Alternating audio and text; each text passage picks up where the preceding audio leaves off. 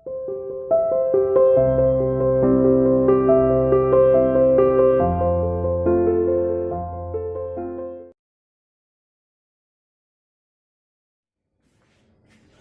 To CR international school online classes.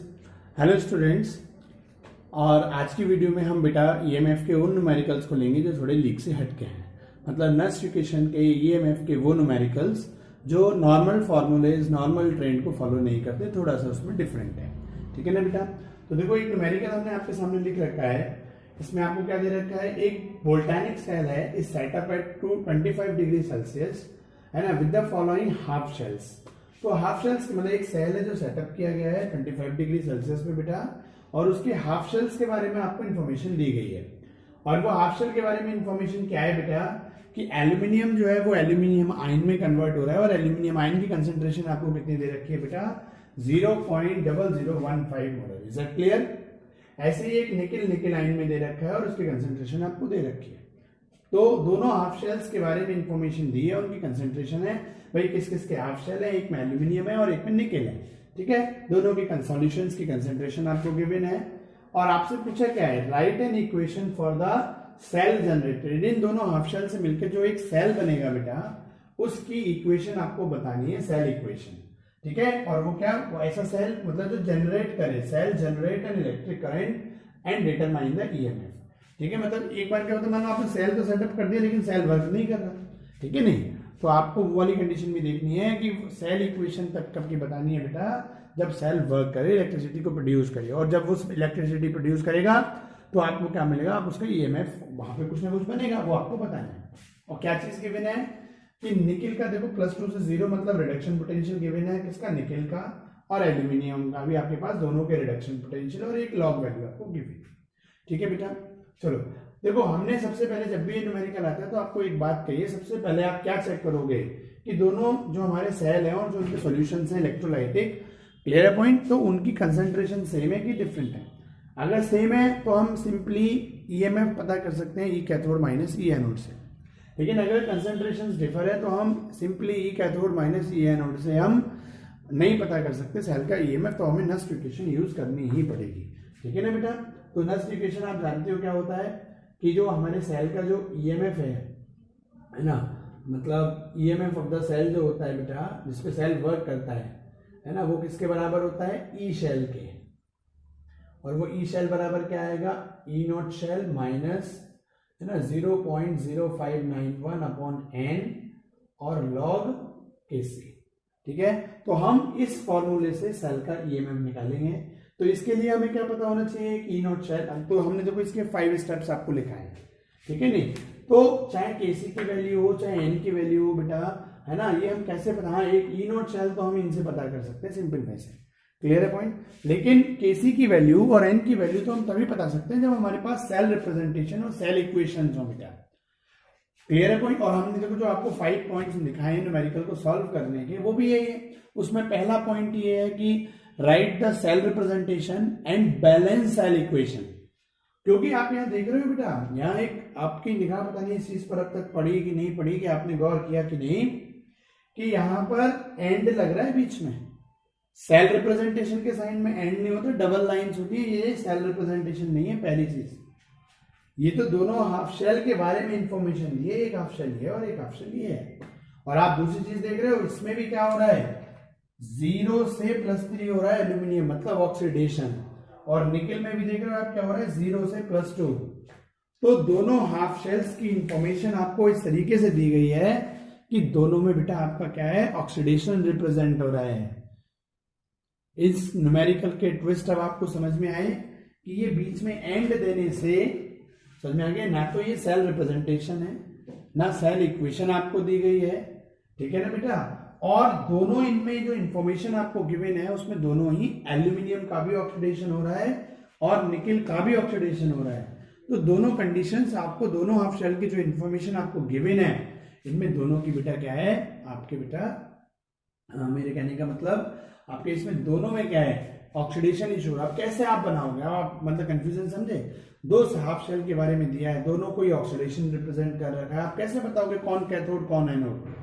आप ई naught shell भी कैसे निकाल पाओगे? आपको क्या पता है कि इसमें कौन कैथोड है कौन एनोड है? आया पॉइंट समझ बेटा? तो देखो इसका एक तो तरीका है कि आपके पास इलेक्ट्रोकेमिकल सीरीज होती है, ठीक है नहीं? आप हमेशा क्या करते हैं भाई, ई कैथोड माइनस ई एनोड कैनोड, मैंने आपको बता रखा है कैथोड भाई देखो ई नोट शेल निकालने का क्या तरीका होता है ना? ई नोट शेल में हम क्या करते हैं, कैथोड के रिडक्शन पोटेंशियल में से एनोड के रिडक्शन पोटेंशियल को डिडक्ट करते हैं, और उस टेबल में भी सारे क्या होते हैं, रिडक्शन पोटेंशियल। तो कैथोड कौन बने अब तक तो हम ऐसे देख लेते थे भाई, जिसका रिडक्शन हो रहा है वो कैथोड, जिसका ऑक्सीडेशन हो रहा है वो एनोड, लेकिन यहाँ तो हमें कुछ पता ही नहीं चल रहा, ना सेल रिप्रेजेंटेशन है ना सेल इक्वेशन है, और ये जो इन्फॉर्मेशन दी है उससे ही पता नहीं चल रहा कौन कैथोड का काम करेगा कौन एनोड। तो इसका एक तरीका तो वही है ओल्ड वाला, क्या टेक्निकल जो हमारे पास इलेक्ट्रोकेमिकल सीरीज है, आप जानते हो ज्यादा वाले में से हम हमेशा कम वाले को घटाते हैं, तो जिसकी इलेक्ट्रोड पोटेंशियल की वैल्यू क्या है, रिडक्शन पोटेंशियल की वैल्यू ज्यादा है। अब आप देखो इसमें रिडक्शन पोटेंशियल की वैल्यू ज्यादा किसमें है भाई, माइनस में 0.25 ज्यादा होता है या माइनस का 1.66 ज्यादा होता है वैल्यू, तो वैल्यू तो इसकी ज्यादा होती है, ठीक है नहीं? तो आप इसको क्या करोगे है ना, आप माइनस 0.25 क्लियर, और माइनस में आपके पास क्या आ गया 1.66, तो इस तरीके से आप कर सकते हो बेटा, क्लियर है पॉइंट?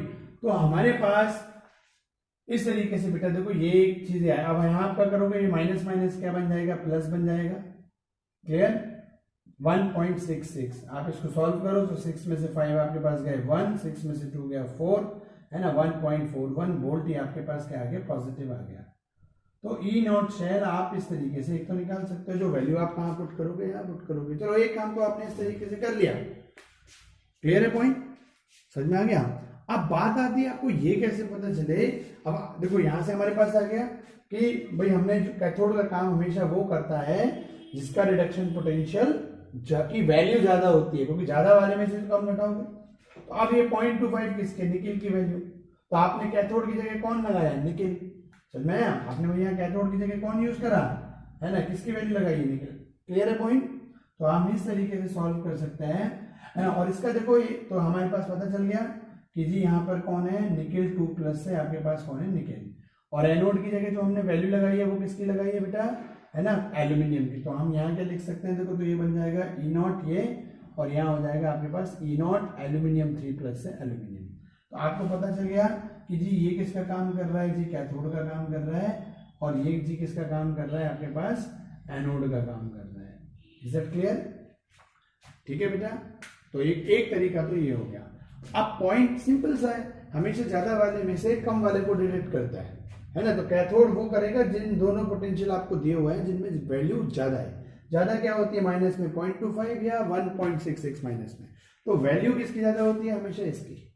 माइनस में जितना कम होगा उतनी वैल्यू ज्यादा होगी, जीरो के नियर होगा, जीरो के नियर आता जाएगा, वैल्यू बढ़ती जाएगी, ठीक है नहीं? Is it clear? तो इस तरीके से हमने एक तरह, तो ये इनडायरेक्टली बेटा आपको क्या है, निकालना पड़ेगा कि इनमें कौन कैथोड का काम कर रहा है और कौन एनोड का काम कर रहा है। और इसका एक और भी तरीका है, याद करो कल के न्यूमेरिकल में हमने आपसे ये कहा था कि डेल्टा कोई भी सेल वर्क तब करता है, देखो इलेक्ट्रिसिटी करंट फ्लो कराना है तो सेल वर्क कर रहा है, -NF E0 शेल, एक तरीका हमारे पास ये भी है। अब देखो इसमें सेल कब वर्क करता है जब डेल्टा जी की वैल्यू नेगेटिव है, नेगेटिव कब आएगा, देखो n कभी नेगेटिव नहीं हो सकता, f कभी नेगेटिव नहीं हो सकता, तो हमारा E0 शेल अगर नेगेटिव हो गया तो नेगेटिव नेगेटिव पॉजिटिव, मतलब delta G positive, cell work नहीं करेगा, इसलिए ये भी हमारा क्या आना चाहिए, पॉजिटिव। पॉजिटिव कब आया है, देखो आ गया पॉजिटिव। आप दोनों में से एक बार इसमें से इसको उठा के देख लो, आप एक बार इसमें से इसको उठा के देख लो, दोनों में से जो पॉजिटिव आ जाए वो कैथोड में से एनोड कट जाएगा।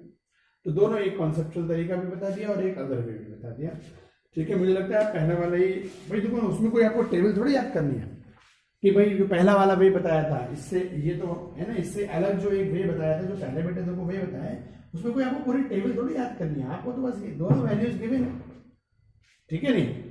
तो आप उसमें से खुद देख लीजिए भाई, हमसे ज्यादा वैसे में कम बताएंगे, है ना, और ज्यादा कौन है इसमें, ये तो ये किसका काम करेगा, कैथोड का, तो इसका मतलब निकल किसका काम कर रहा है, कैथोड का, एनोड का, तो पता चल गया।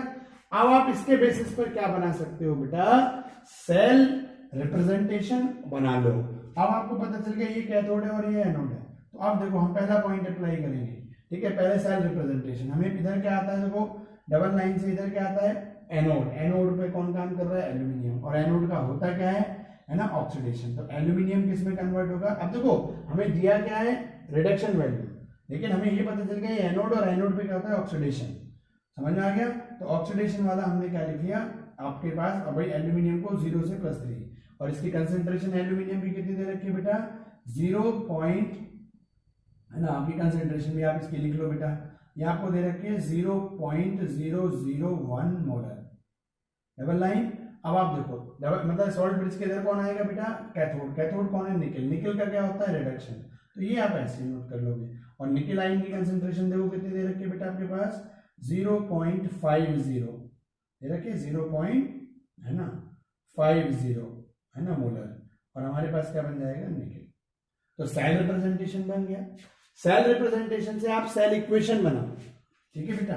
तो सेल इक्वेशन में देखो हम क्या करते हैं, जहां हमारे पास सॉलिड ब्रिज का साइन वहां हम इक्वल लगाते हैं, पहला रिएक्टेंट ये और ये किसमें कन्वर्ट हो गया आपके पास एल्यूमिनियम आयन में बेटा, और उसकी कंसेंट्रेशन 0.001 है ना मोलर।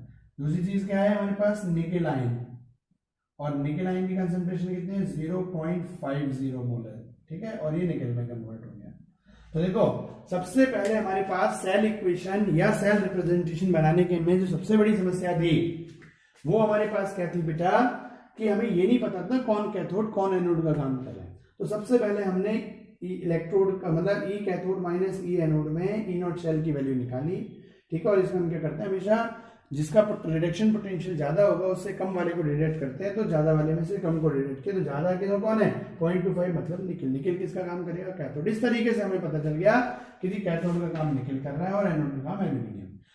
एनोड पे ऑक्सीडेशन होता है तो हमने ऑक्सीडेशन की टर्म में लिख दिया, कैथोड पे रिडक्शन होता है रिडक्शन की टर्म में लिख दिया। Is it clear. चलो हमने फिर एक ये सेल इक्वेशन बना ली। फिर हमारा क्या काम होता है बेटा सेल इक्वेशन से सेल रिप्रेजेंटेशन बनाना, ये हमारा एक काम होता है, सॉरी सेल रिप्रेजेंटेशन से सेल इक्वेशन, और सेल इक्वेशन को बैलेंस करना। और बैलेंस में याद करो देखो सामने आपके पॉइंट लिख रहे हैं बेटा, देखो write down the cell representation बना लिया, फिर बैलेंस सेल इक्वेशन बनाना। अब बैलेंस किस टर्म में करना है, पहले चार्ज देन बेटा हमें कैटायन वो एटम्स एंड आयंस के फॉर्म में। तो चार्ज देखो इधर रिएक्टेंट साइड निकल पे 2+ चार्ज है, एल्यूमिनियम साइड 3+ है। 2 और 3 को बैलेंस कैसे करेंगे जी 2 को 3 से मल्टीप्लाई कर दो, है ना, और 3 का आयन जिस पे उस पे 2 है, इससे क्या होगा भाई 1 निकल आयन पे 2 तो 3 आयन पे क्या हो जाएगा आपके पास 3 निकल पे बेटा हमारे पास कितना हो जाएगा आपको सोचो बेटा, है ना 3 2 6 तो 6 पॉजिटिव इस साइड हो गया, एल्यूमिनियम 1 आयन पे 3 है तो 2 पे कितना हो जाएगा 6, तो चार्ज बराबर हो गया। अब एटम बराबर करो, देखो इधर एल्यूमिनियम 1 इधर एल्यूमिनियम आयन 2, तो हम क्या करेंगे जी इसको 2 कर दिया, इधर एल्यूमिनियम निकल आयन 3 और निकल एटम आपके पास कितना है बेटा 1, तो हमने इसको क्या कर दिया 3 से। तो देखो हमने पहला पॉइंट कर दिया। सबसे बड़ी मजबूरी थी इस न्यूमेरिकल की क्योंकि हमें जो रिप्रेजेंटेशन दे रखा था, है ना, सेल हाफ शेल्स के बारे में इंफॉर्मेशन, उससे हमें पता नहीं चल रहा था कौन कैथोड कौन एनोड, बस वो इसका एक टेक्निकल पॉइंट था, है ना, और कंफ्यूजिंग वो हमने दूर कर लिया, ठीक है नहीं। तो आपने एक नया टाइप देखा, उसके बाद तो सिंपल है, यहाँ से हमने सेल रिप्रेजेंटेशन इक्वेशन, उसको पहले चार्ज बैलेंस किया, नंबर एटम आयन बैलेंस करे, थर्ड कंडीशन क्या है एन की वैल्यू पता करना। तो आप देखो एन की वैल्यू भी हम यहीं से पता करते हैं, ठीक है नहीं, आपको पता है एन की वैल्यू भी हम यहीं से करते हैं। कैसे करोगे आप एन की वैल्यू, देखो निकल 2 एल्यूमिनियम से एल्यूमिनियम आयन क्या है, ये 1 एल्यूमिनियम 3 इलेक्ट्रॉन को लॉस करेगा, तो यहां से यहां होने में क्या हो रहा है 6 इलेक्ट्रॉन लॉस करे जा रहे हैं, लॉस ऑफ 6 इलेक्ट्रॉन हो रहा है। देखो बेटा भाई 1 एल्यूमिनियम एटम 3 इलेक्ट्रॉन को करेगा तो एल्यूमिनियम 3 करेगी, और यहाँ क्या हो रहा है देखो निकल आयन पे 2+ है और ये 2 इलेक्ट्रॉन को गेन करेगा तभी तो निकल बनेगा, तो 1 निकल आयन 2 इलेक्ट्रॉन को गेन कर रहा है तो 3 निकल आयन भी क्या करेंगे 6, तो आपकी एन की वैल्यू क्या होगी 6 होगी। तो यहां से आपने एन की वैल्यू निकाल ली, तो आपके पास देखो एन की वैल्यू आ चुकी, ठीक है। कौन कैथोड, बस इसमें दिक्कत क्या है जो हमारा सेकंड पॉइंट था वो पहला पॉइंट बन गया, जो पहला था वो सेकंड बन गया, बस। बाकी अब आप देखो केसी की वैल्यू निकालते हैं अभी हम, और इलेक्ट्रोड पोटेंशियल की वैल्यू हम निकाल चुके हैं। अब केसी क्या होता है बेटा, देखो अब केसी निकाल लेते हैं, चलो केसी इसमें मैं डायरेक्ट यही पुट कर देता हूँ, ठीक है ना, यही निकाल लेते हैं। तो हमारे पास देखो लॉग केसी क्या होता है कि प्रोडक्ट का केसी बराबर होता है प्रोडक्ट का एक्टिव मास, है ना। तो प्रोडक्ट क्या है हमारे पास, देखो इस इक्वेशन में लिखा एल्यूमिनियम आयन, तो हमने क्या करा एल्यूमिनियम आयन उसका एक्टिव मास, आगे कोफिशिएंट कितना है 2, वो उसकी पावर ले ली इनटू, दूसरा प्रोडक्ट क्या है हमारे पास निकल न्यूट्रल एटम, है ना, और उसकी पावर कितनी है 3। क्लियर बेटा। अगले बार हमारे पास क्या है ना एल्यूमिनियम आयन, वो अगले इसमें क्या है एल्यूमिनियम एटम बेटा, ठीक है ना। तो हमारे पास एल्यूमिनियम का एटम लिया और इसकी पावर कितनी बन गई 2, ठीक है। अगला उसमें रिएक्टेंट क्या है निकल आयन, ठीक है, और निकेल आयन की कंसेंट्रेशन कितनी है बेटा हमारे पास, आगे जो कॉफिशिएंट है 2, तो ये पावर हमने क्या बना दी, ओ सॉरी 3, तो 3 इतना समय। बाकी सारा फॉर्मूला सेम वैसे कि वैसे बन जाएगा हमारे पास, ई शेल, ठीक है, इक्वल टू, है ना, ई नॉट शेल, और माइनस में आपके पास क्या बन जाएगा बेटा, E naught cell minus 0.0591 upon N, और लॉग आपका ये। आपको मैंने बताया पहले, ये पूरा हिस्सा सॉल्व करेंगे हम, ठीक है। आप इनकी वैल्यू लगा भी सकते हो। ई नॉट शेल कितना निकल के आया 1.41, और 0.0591 अपॉन एन की वैल्यू कितनी आई बेटा 6। एन की वैल्यू बस थोड़ा ढंग से निकालना, इनटू, ठीक है, लॉग। अब एल्यूमिनियम आयन की कंसेंट्रेशन आपको कितनी दे रखी है बेटा, है ना, 0.001, और इसकी पावर कितनी बन जाएगी 2। न्यूट्रल की क्या होती है 1, यहाँ एल्यूमिनियम न्यूट्रल आपका 1, निकेल आयन की कितनी दे रखी है 0.50, और इसकी पावर कितनी है 3। अब आप इसको एक बार सॉल्व कर लो बेटा, है ना। ये आपके पास देखो 0.001 इंटू इसको आया तो 0.001 अपॉन हमारे पास क्या है 0.50 इंटू 0.50 इंटू 0.50, ये तो 1 हो जाएगा। अब देखो यहाँ पे आप ये 2 के बाद डेसिमल 2, 2, 3 के 6 के बाद आया, यहाँ पे क्या होगा, ये भी आपके पास 3 और 3 6, तो ये तो इक्विवेलेंसी कंडीशन बन गई। अब आप देखो बस आपके सामने क्या बचा, 5, 5, 5, तो ये बचा आपके पास 1 अपॉन, ठीक है, और 5, 5, 25, 25, 125, है ना, और आपके पास 10 टू द पावर क्या बन गया 3। क्लियर है पॉइंट, ठीक है बेटा।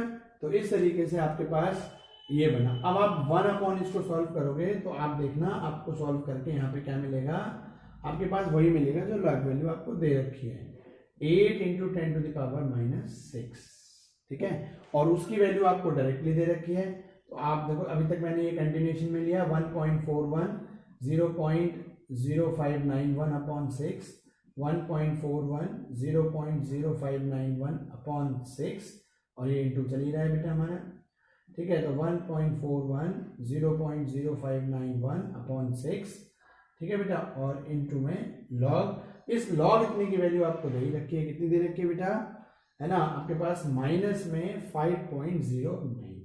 आप देखो ये माइनस माइनस क्या बन जाएगा आपका प्लस बन जाएगा, तो आप इसको कर सकते हो 0.0591, है ना, इंटू 5.09 अपॉन में क्या आ गया 6। इस पूरे को सॉल्व कर लीजिए और उसमें ऐड कर दीजिए, तो आपको बेटा, है ना, इसकी वैल्यूज भाई आप पहले इसको मल्टीप्लाई और डिवाइड कीजिए, और इसको जब आप सॉल्व करोगे तो आपको आंसर मिल जाएगा कितना बेटा 1.46, ठीक है बेटा। तो आपके पास ये आ गया 1.46 वोल्ट, ठीक है। तो ई नॉट शेल आपके पास मिल गया 1.46 वोल्ट। इधर क्लियर है, आप कैलकुलेशन कीजिए एक बार, ठीक है नहीं, तो आप उसके बाद देखिएगा कितना आपको मिलता है, ठीक है। तो इस तरीके से आपका ये क्वेश्चन हुआ बेटा। तो देखो थोड़ा सा अलग, डिफरेंट और कॉम्प्लिकेटेड न्यूमेरिकल था, हल्का सा, ज्यादा नहीं।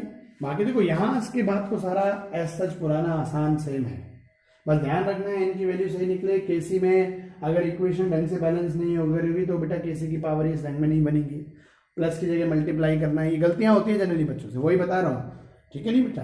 तो इस तरीके से ये हमारा क्वेश्चन हो गया। अब देखो हमारा एक टाइप का न्यूमेरिकल बचा है, इक्विलिब्रियम कांस्टेंट को बताना, ठीक है ना बेटा। तो नेक्स्ट वीडियो में हम आपका वो लेते हैं जिसमें हम इक्विलिब्रियम कांस्टेंट को बताएंगे, ओके। चलो बेटा, ओके, थैंक यू। हाँ जी बच्चों, तो आप देखो हमारा एक लास्ट टाइप का न्यूमेरिकल है ना, जो अभी तक के न्यूमेरिकल से डिफरेंट है थोड़ा, इसमें 2-3 चीजें हमें ध्यान भी रखनी है। तो देखो क्या चीज है बेटा, आप न्यूमेरिकल को पढ़ना और आपको अगर उसमें इक्विलिब्रियम कांस्टेंट केसी की वैल्यू को आपसे फाइंड आउट करवाए तो अपने दिमाग को तुरंत अलर्ट कर देना कि ये यहाँ पे केसी की वैल्यू पता करवाइए, थोड़ा डिफरेंट वे से होगा। Is it clear? चलो, तो यहाँ पर देखो इक्विलिब्रियम की कंडीशन में आपको याद रखना है, मतलब जब इक्विलिब्रियम कांस्टेंट की वैल्यू पता करनी हो, आप जानते हो ये सेल में क्या है, रिवर्सिबल प्रोसेस ही तो होता है, इसीलिए मैंने इसको समझाने के लिए एक न्यूमेरिकल लिया है, न्यूमेरिकल भी हो जाएगा, कॉन्सेप्ट भी हो जाएगा। तो हमारे पास क्या होता है भाई, देखो आयरन इलेक्ट्रॉन को लॉस करके आयरन आयन में कन्वर्ट हो रहा है, और कैडमियम आयन इलेक्ट्रॉन को गेन करके कैडमियम में कन्वर्ट हो रहा है। एक जगह लॉस ऑफ इलेक्ट्रॉन, दूसरी जगह गेन ऑफ इलेक्ट्रॉन, और ये उल्टा भी होता है, रिवर्सिबल भी है। और रिवर्सिबल के टाइम पर क्या करते हैं, हमारे पास ई शेल की वैल्यू क्या होती है बेटा 0। बस आपको ये पॉइंट एक याद करना है, ठीक है। 2 पॉइंट याद करने हैं इस न्यूमेरिकल में, एक तो ये कि जब भी आपसे इक्विलिब्रियम कांस्टेंट केसी की वैल्यू फाइंड आउट करवाए तो आप क्या लगाओगे, ई शेल की वैल्यू 0 लगाओगे, पहली चीज। दूसरी चीज, देखो यहाँ पे कंडीशन गिवन आए या नहीं आए, जब इक्विलिब्रियम की बात आ गई है ना, इक्विलिब्रियम का होता है जब रिवर्सिबल प्रोसेस होता है ना, तो यहाँ पर आपको आप देखो कंसेंट्रेशन चाहे गिवन है या नहीं है। अभी तक हम आपको क्या बताते थे, अगर आपको कंसेंट्रेशन 1 स्टैंडर्ड दे रखी है तो आप ई सिंपली ई कैथोड माइनस ई एनोड में से कर सकते हो, क्लियर है पॉइंट। लेकिन अगर नहीं दे रखी है तो आप डिफरेंट है तो आप नस्ट लोगे, आपको यहाँ नस्ट ही यूज करनी है, समझ में आ गया नहीं। एक्चुअली देखो बेटा, हमने आपको एक चीज बताई नहीं, मतलब वो आप बता देता हूं कि जैसे हमारे पास चाहे जैसे मैं पहले एक बार फॉर्मूला लिख लूं फिर आपको एक्सप्लेन करता हूं। ये हमने नस्ट इक्वेशन पढ़ी -0.0591 अपॉन n log Kc, है ना। यहाँ हमारे पास क्या आ जाता था, वही प्रोडक्ट का एक्टिव मास अपॉन, या चलो इसी इक्वेशन पे बता देता हूँ, है ना, रिएक्टेंट्स का एक्टिव मास इसकी पावर्स। अब इसको अगर मैं सॉल्व करूँ तो प्रोडक्ट क्या है बेटा मेरे पास, है ना, आयरन 2 प्लस का एक्टिव मास इंटू कैडमियम का एक्टिव मास, यहाँ 1 1 है तो पावर क्या बन जाएंगी 1 बन जाएगी, ठीक है, क्योंकि भाई इस पे भी 2 इस पे भी 2 बैलेंस्ड है। और इधर क्या बन जाएगा, आयरन का एक्टिव मास इंटू आपके पास, है ना, कैडमियम आयन का एक्टिव मास की पावर 1। तो अब सुनो क्या चीज बतानी है कि जैसे फॉर एग्जाम्पल अगर इनकी कंसेंट्रेशन 1 भी दे रखी होती तब भी हम नस्ट यूज कर सकते थे, हैं, मतलब कोई इश्यू नहीं है। लेकिन जब आप इन 1 कंसेंट्रेशन के बेसिस पर यहां लगाओगे तो ये पूरा हिस्सा इसकी वैल्यू क्या आएगी आपके पास 0 आएगी, समझ में आया नहीं, ये मतलब 1 आ जाएगी, इसकी वैल्यू क्या आएगी log 1, और log 1 की वैल्यू क्या होती है 0। तो आप इसके रेस्पेक्ट में यहाँ पे जो भी इंटू में क्या आ जाएगा 0। आप किसी भी चीज के एग्जाम में 0 आ जाए आप करके देख लेना, जितने न्यूमेरिकल मैंने इक्वल कंसेंट्रेशन 1 वाले बेटा विदाउट नस्ट इक्वेशन करवाए, मैंने तो सिंपली करवा दिया, ई कैथोड माइनस ई एनोड बराबर आपका क्या बन गया, है ना, टी नॉट शेल, मैंने इस फॉर्मूले से करा दिया ना। अब आप खुद सोचो कि अगर हमारे पास इस चीज की पूरे की वैल्यू 0 बन जाए, इस पूरे की वैल्यू 0 है ना, तो ये इसमें से तो ई शेल ई नॉट शेल के बराबर हो जाएगा नहीं, और इसको तो फिर हम ई शेल को पता कर सकते हैं कि सही कैथोड माइनस ई एनोड तरीके से, तो इसकी वैल्यू क्या बनेगी, ई कैथोड माइनस, है ना, आपके पास ई एनोड, तो आपका ई शेल या ईएमएफ इससे पता हो गया नहीं हो गया। तो आप करके देख लेना, मतलब कहने का नस्ट इक्वेशन से दोनों तरह के सवाल सॉल्व हो सकते हैं, ठीक है, चाहे कंसेंट्रेशन आपकी 1 दे रखी हो या 1 से डिफरेंट दे रखी हो। बस ये 1 लगाओगे तो पहले आपको यह सारी सेल इक्वेशन बनाओ, ये सब काम करो, निकल के 0 आना है, और कैलकुलेशन गलत हो जाए वो बात अलग, तो आपकी फिर आंसर आ जाएगा। तो इन पूरे की कैलकुलेशन में टाइम भी खराब होगा और गलती होने के भी चांसेस है, इसीलिए मैंने आपको बता दिया कि जब भी 1 आए तो आप नस्ट यूज मत करो, आप यही करो, नस्ट भी यूज कर सकते हो, आप वैल्यू यहाँ पुट करो तो इतना पूरे की वैल्यू क्या जाए, यहाँ की वैल्यू 1 आएगी, log 1 की वैल्यू कहते हैं 0, 0 का मल्टीप्लाई करोगे तो 0, तो ये पूरी टर्म क्या बन जाएगी 0। अब आपने इतनी मेहनत करी, सारे काम करे, हल्की सी भी गलती होगी तो वैल्यू 0 नहीं आएगी, कुछ ना कुछ वैल्यू आएगी, आपका आंसर गलत हो जाएगा। पहली चीज एक तो इतनी कैलकुलेशन में टाइम वेस्ट करोगे, इससे बड़े जब हमें पता है आप सीधे लगा सकते हो, ठीक है, एक चीज ये। तो इसीलिए वही कंडीशन में यहाँ कह रहा हूँ कि अब आपको चाहे बेटा यहाँ इस न्यूमेरिकल में देखो वैल्यू गिवन है कंसेंट्रेशन आइंस की, चाहे नहीं हो, हमें यूज क्या करनी है, नस्ट इक्वेशन ही यूज करनी है, और उसमें ई शेल की वैल्यू क्या लगानी है 0। आप पहले बस साइड में यहाँ पे जो गिवन ही है इससे ये निकाल दो, देखो आपको पता चल रहा है आयरन का क्या हो रहा है यहाँ पे बेटा ऑक्सीडेशन हो रहा है, और कैडमियम का क्या हो रहा है बेटा रिडक्शन हो रहा है, ठीक है, ये आपको पता क्या है, मतलब ये कैथोड का काम करेगा और ये आपका बेटा, है ना, एनोड का काम करेगा, इतनी चीज आपको पता चल गई। अब आप कर लो तो आपके पास क्या हो गया बेटा, देखो ई नॉट शेल इक्वल टू, है ना, ई कैथोड माइनस क्या हो गया आपके पास ई एनोड, ठीक। तो कैथोड का काम कौन कर रहा है बेटा आपके पास कैडमियम, तो कैडमियम की वैल्यू कितनी दे रखी है आपको, है ना, माइनस में 0.40 माइनस, और ये कितना दे रखा है माइनस 0.44। देखो अभी भी हमने आपसे कहा था हमेशा ज्यादा वाले में से कम वाले को घटाते हैं, तो वैल्यू ज्यादा कौन है इन दोनों में, है ना, बड़ी कौन है, ये छोटी है। अब आप इसको करोगे तो आपके पास क्या बन जाएगा भाई, माइनस में 0 आपको निकल के, है ना, माइनस में ये आपका हो गया 0.40, ये प्लस में हो गया 0.44। आप इन दोनों को कर लो तो आपके पास जो ई नॉट शेल की वैल्यू आ गई वो आपके पास कितनी आ गई बेटा, आपको देखो 0.04 वोल्ट आ गई, ठीक है। अब आप इन वैल्यूज को आपको, तो ई नॉट शेल हो गया, एन की वैल्यू आप निकालना चाहो तो देखो एन क्या है, 1 आयरन 2 इलेक्ट्रॉन को लॉस करेगा, ये 2 को करेगा, तो यहाँ से एन की वैल्यू हमारे पास कितनी आ गई, है ना, आप इधर से निकाल सकते हो, एन की वैल्यू हमारे पास कितनी आ गई 2। अब आप देखो नस्ट का फॉर्मूला यूज करो, जो आपके पास ईएमएफ होता है बेटा that is equal to E naught cell, है ना, बराबर क्या बनेगा sorry E cell equal to E naught cell minus, ठीक है बेटा, E naught cell minus 0.0591 upon N, और आपके पास क्या है लॉग के सी। क्लियर है पॉइंट। अब आप वैल्यूज पुट करिए भाई, इक्विलिब्रियम स्टेज में ई शेल की वैल्यू क्या जाएगी 0, ई नॉट शेल आपके पास आ गया 0.04, 0.0591 अपॉन एन की वैल्यू क्या आ गई 2, और ये क्या हो गया लॉग के सी। ठीक है बेटा, इस पूरी टर्म को आप क्या ले जाओ इधर की तरफ ले जाओ तो क्या बन जाएगा 0.0591 अपॉन 2 है ना लॉग के सी, और इक्वल टू क्या होगा 0.04। ये देखो लॉग के सी के साथ ये पूरी टर्म क्या मल्टीप्लिकेशन में ही उधर जाएगी तो आपकी क्या बन जाएगी लॉग के सी इक्वल टू 0.04 इंटू 2 अपॉन 0.0591। ये बन गया बेटा। आप इसको सॉल्व करोगे तो आपको क्या मिलेगी, एक वैल्यू मिलेगी है ना लॉग के सी। आप इसको देखो सीधा सा आप इसको मल्टीप्लाई कर 0.08 बन जाएगा। क्लियर है पॉइंट। तो यहां से जब आप मल्टीप्लाई करते जाओगे बेटा, तो मल्टीप्लाई करने के बाद आपको आंसर देखो अभी हम बताते हैं। क्लियर। इसमें आपके पास सॉल्व करने के बाद जो भी वैल्यू आए मतलब, तो अब आप देखो एक चीज कंसेप्ट बता देते हैं, हम इसको मल्टीप्लाई आप करोगे आप निकाल लेना। अब आपके पास अगर आप इस केसी को, हमें तो लॉग केसी की वैल्यू नहीं चाहिए ना बेटा, हमें क्या चाहिए, हमें तो केसी की वैल्यू चाहिए। तो लॉग को कहाँ लेके जाएंगे, तो देखो ये बन जाएगा 1 अप, ये इधर नीचे जाएगा 1 अपॉन लॉग, और ये पूरी टर्म क्या है हमारे पास 0.04 इंटू 2 अपॉन 0.0591, और 1 अपॉन लॉग आपका क्या कहलाता है बेटा एंटी लॉग, लॉग इनवर्स बोलते हैं। और इसी को एक टर्म में हम क्या बोलते हैं बेटा आप, है ना, तो केसी इक्वल टू क्या बन गया एंटी लॉग। तो आपको ये एंटी लॉग वैल्यू न्यूमेरिकल में गिवन आएगी। समझे, इस बात को याद रखना, ये एंटी लॉग वैल्यू जो होती है आपको क्या है गिवन आएगी। और इसकी वैल्यू देखो हमको क्या दे रखी है, देखो आप इसको सॉल्व करोगे तो आपके सामने ये बन के आएगा केसी इक्वल टू है ना एंटी लॉग, और इन दोनों को मल्टीप्लाई और डिवाइड करने के बाद आपका आएगा 1.356, है ना 1.356। ये वैल्यू न्यूमेरिकल में बेटा आपको गिवन आएगी। सही है, इसको याद रखना, ये वैल्यूज आपकी क्या आएंगी बेटा गिवन आएंगी 356 की। ये आपको टेंशन लेने की जरूरत नहीं कि एंटी लॉग कैसे निकालेंगे। अब आप इसको जब सॉल्व करोगे तो केसी, और जब आप एंटी लॉग इतने की वैल्यू निकालोगे तो आपको ये क्या मिल गया बेटा 22.38। ठीक है 22.38। तो ये आपको आंसर मिल गया। थोड़ा सा लास्ट का दोबारा बता देता हूँ क्योंकि एक साथ कई चीजें मिक्स हो गई। ई नॉट शेल निकालने में कोई दिक्कत नहीं। अब हमने ये फॉर्मूला लिखा, हमें पता है इक्विलिब्रियम कांस्टेंट निकालना है। इक्विलिब्रियम पे ई शेल की वैल्यू 0 होती है, हमने इसकी वैल्यू 0 रखी। ई नॉट शेल ये वैल्यू निकाली हमने, ये यहाँ पुट करी, एन की वैल्यू 2 निकाली वो यहाँ पुट करी, लॉग कैसी।